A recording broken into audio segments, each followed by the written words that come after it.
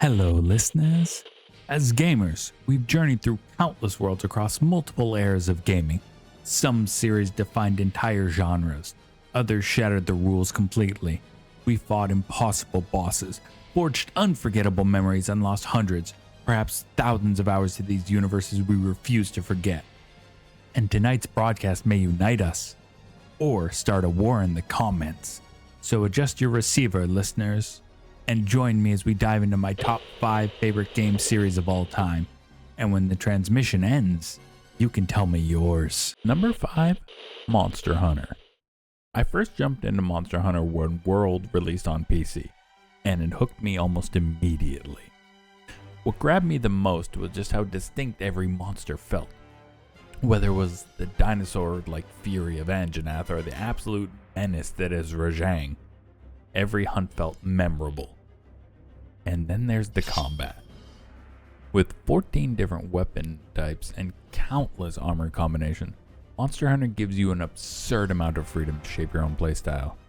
As a filthy little min-maxer, that depth alone kept me completely invested, especially once I started experimenting with armor buffs and skill combinations. Thanks in part to content creator Jocat, I've since become a proud sword and shield enjoyer.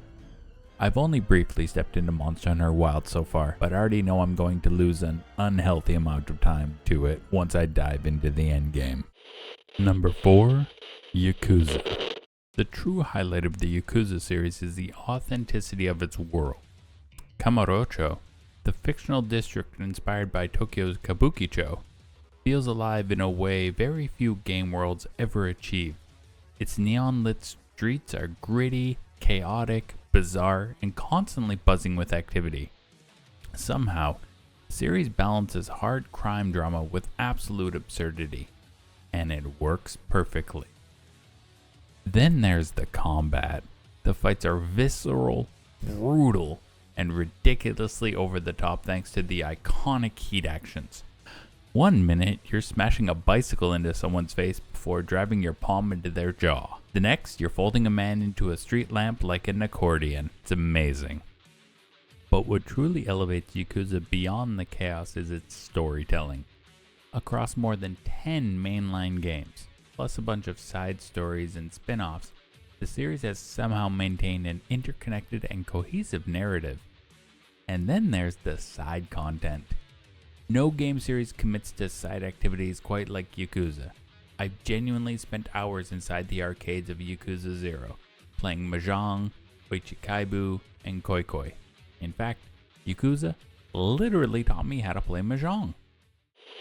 Number 3, Fallout. Fallout has one of my favorite settings in all of gaming.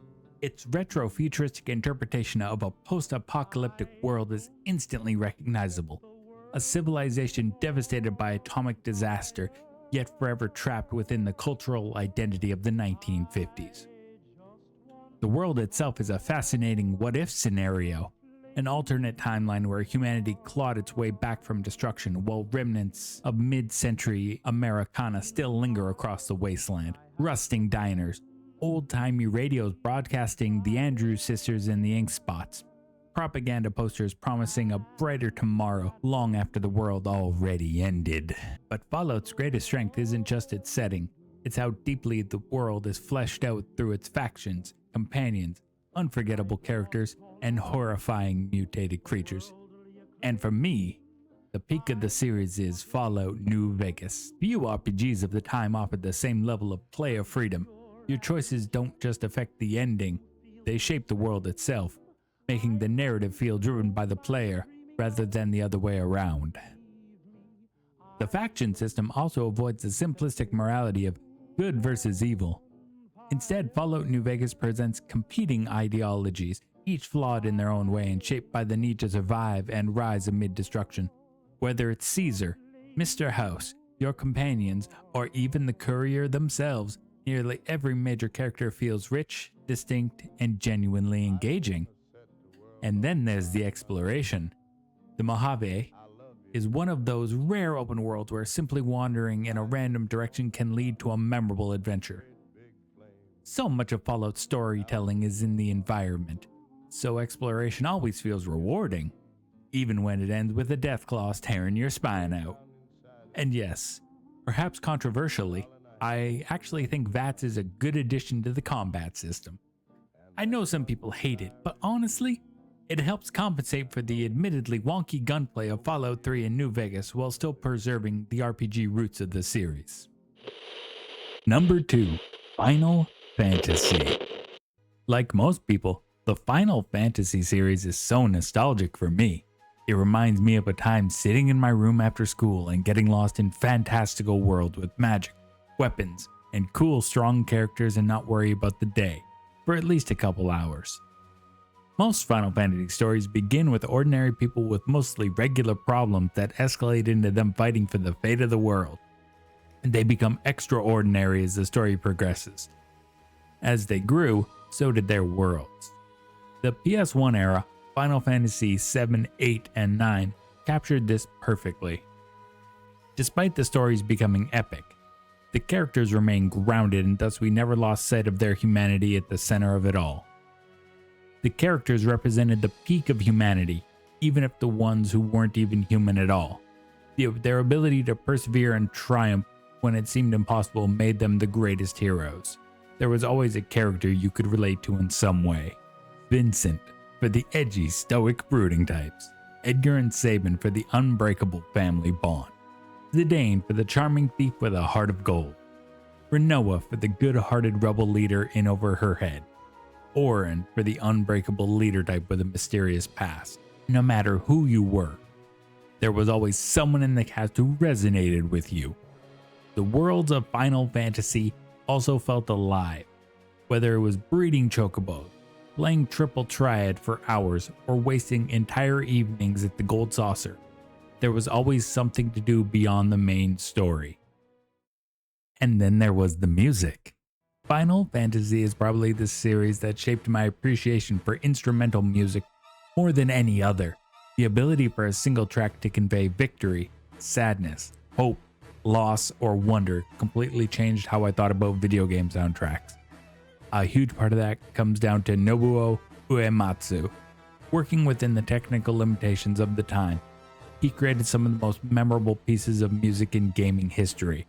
The music from these games have the ability to elicit emotions from its players years after we finish playing them. His influence on gaming music is impossible to overstate. Everyone has one Final Fantasy game that they hold above all others, usually the first one that they play. For me, it's not the first one I ever played, it is Final Fantasy IX. And number 1, Dark Souls. Dark Souls was my first real foray into what I would call hard games. I'd played plenty of third-person action games before, but Dark Souls was the first game that felt genuinely unforgiving. If I made a mistake, the game wasn't afraid to harshly punish me for it. Ironically, many of the things that initially put me off the series eventually became the things I loved most about it. There was no map, no quest markers, no convenient list of objectives telling me to where to go next. Just me, a sword, a shield, and a large enemy with a greatsword that seemed to have a very personal issue with my continued existence. What I eventually came to appreciate is that the Souls series trusts the player. It expects you to explore, experiment, fail, and learn. And what I find particularly interesting is that each game seems to build itself around a slightly different philosophy. Dark Souls rewards patience. Rushing headlong into unfamiliar areas is usually a fantastic way to get yourself killed. Instead, the game encourages careful observation, learning enemy patterns, and waiting for the right moment to strike. Dark Souls 2 takes a different approach. It places much more emphasis on preparation, encouraging players to experiment with infusions, buffs, and different damage types. Suddenly, whether your weapon deals strike, slash, or thrust damage actually matters. Bloodborne flips the formula entirely. Instead of rewarding caution, it rewards aggression.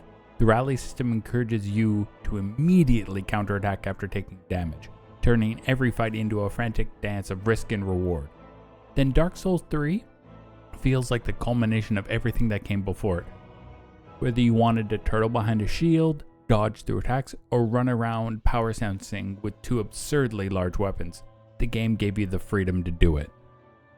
And that's part of why I find mastering these games so fascinating.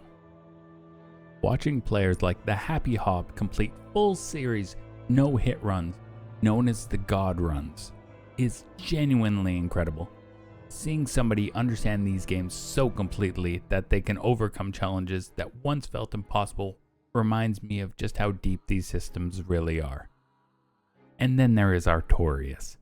Artorias the Abyss Walker remains my favorite boss in the series.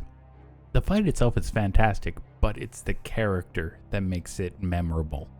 Here stands a legendary knight, broken and battered after countless battles. His shield is gone, one arm hangs useless at his side, he's been consumed by the abyss and is barely holding himself together.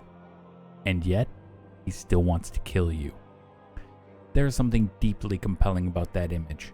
A warrior who has already lost everything, still fighting with everything he has left. In many ways, Artorias embodies what I love most about the Souls series: persistence. No matter how many times you fail, the expectation is always the same. Get back up and try again. And with that, now we let the war begin. What are your top 5 series? What have I left out that makes my opinion invalid? Let me know in the comments. This has been your humble host,